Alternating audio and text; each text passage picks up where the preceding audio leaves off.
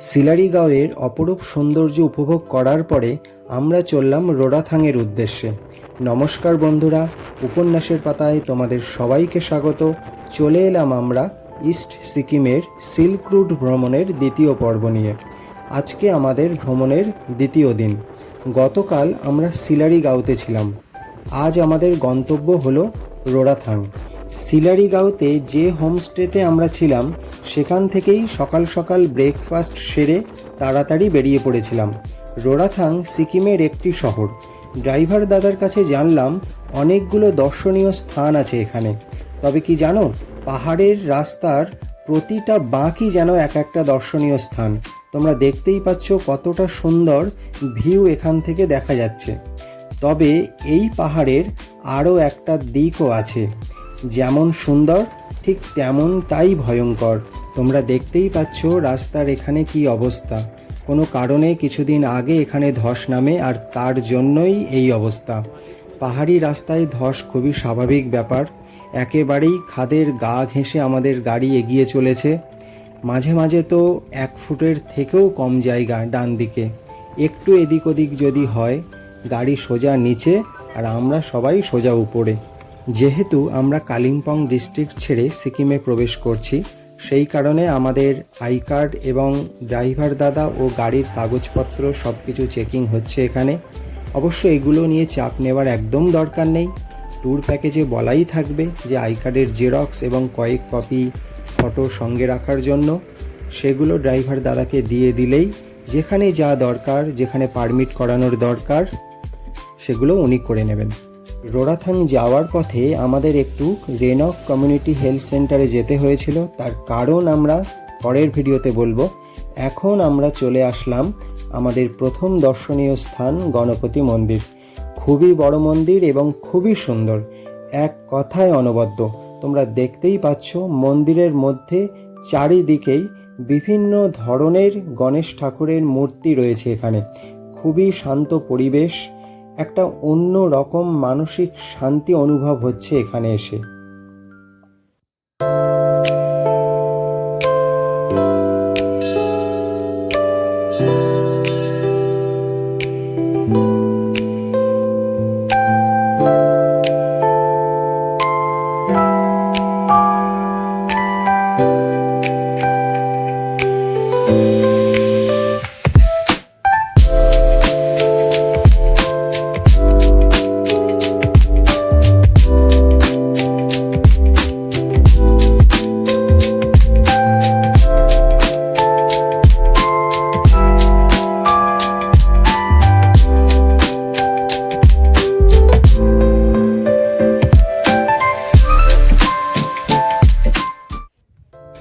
গণপতি মন্দিরের পাশাপাশি এখানে একটি হনুমান মন্দির ও একটি বড় ঠাকুরের মন্দিরও আছে, এবং সেই সাথে মন্দিরের গায়ে রামায়ণ ও মহাভারতের বিভিন্ন কথা চিত্রের মাধ্যমে দেখানো হয়েছে।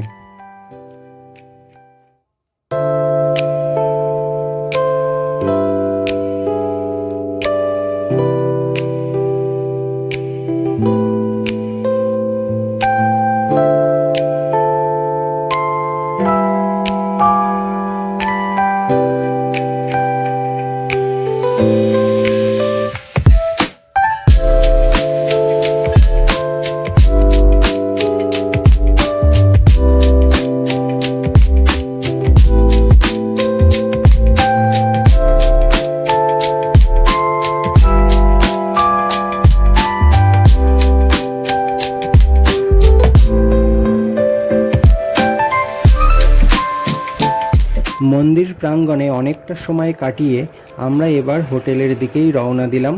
দুপুর যথেষ্ট হয়ে যাওয়ায় আমাদের খিদেও পেয়ে গিয়েছিল, তাই আমরা হোটেলে পৌঁছে খেয়ে দিয়ে বাকি জায়গাগুলো বিকেলবেলা ঘুরে দেখব।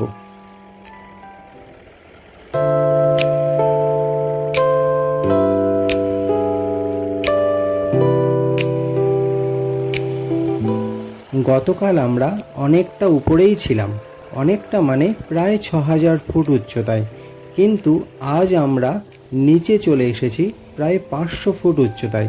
সেই কারণে ঠান্ডাটা প্রায় নেই বললেই চলে। গতকাল কিন্তু ভালোই ঠান্ডা লেগেছে। এটাই হচ্ছে আমাদের আজকের হোটেল বা হোমস্টে। খুব সুন্দর ভিউ রয়েছে এইখান থেকে। এই আমরা হোটেলের রুমে প্রবেশ করলাম। রুমটা যথেষ্ট বড়, একটি বড় আলমারি ও একটি ড্রেসিং টেবিল আছে, আর জানলা দিয়ে পাহাড়ি নদী তার অপরূপ দৃশ্য উপভোগ করা যাবে রুমের মধ্যে থেকেই। খিদে পেয়ে গিয়েছিল, তাই চটপট আমরা ফ্রেশ হয়ে চলে আসলাম লাঞ্চ করতে। এখানে দেখো বিভিন্ন রকম ড্রিঙ্কের ব্যবস্থাও কিন্তু রয়েছে। ট্যুর প্যাকেজ অনুযায়ী আমাদের প্রতিদিনই নতুন জায়গা, নতুন হোটেল বা নতুন হোমস্টে। সবকটা হোটেলই খুবই সুন্দর ছিল, কিন্তু আজকের যে হোটেল সেটা একটু বেশি প্রিমিয়াম কোয়ালিটির। তোমরা দেখতেই পাচ্ছ আমাদের দুপুরের খাবার চলে এসেছে। পিতলের থালা বাটিতে করে খেতে দিয়েছে। ভাত যেটা দিয়েছে তার চালটাও খুব সুন্দর ছিল। দুরকম সবজি, ডিমের ঝোল, তার সাথে ভেন্ডি ভাজা আর কচু বা এই জাতীয় কিছুর একটা চিপস ছিল এবং ডাল ছিল। আমরা চটপট খেয়ে তাড়াতাড়ি চলে আসলাম পাহাড়ি নদীর যে অপরূপ সৌন্দর্য সেটা উপভোগ করার জন্য।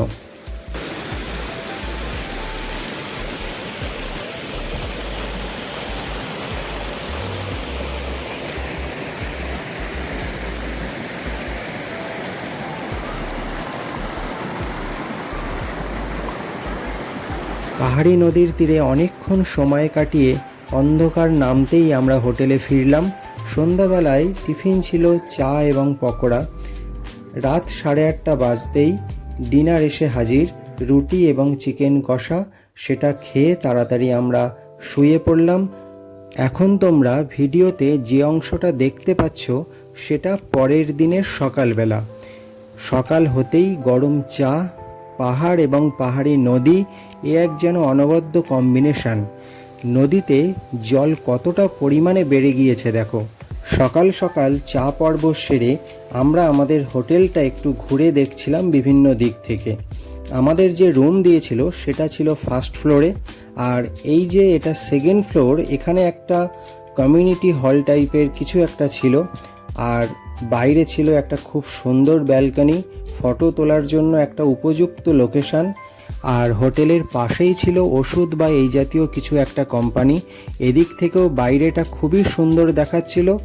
এক কথায় বলতে গেলে হোটেলের প্রতিটা দিক থেকেই বাইরেটা খুবই সুন্দর লাগছিল। এখন আমরা চলে আসলাম হোটেলের ছাদে।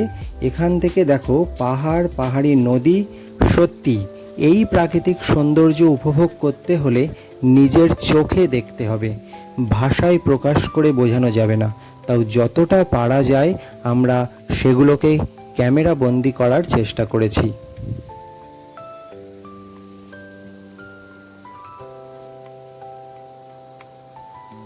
যাই হোক, সকাল সকাল আমরা স্নান সেরে টিফিনে লুচি তরকারি ছিল সেটা খেয়ে বেরিয়ে পড়লাম নতুন গন্তব্যস্থানের উদ্দেশ্যে।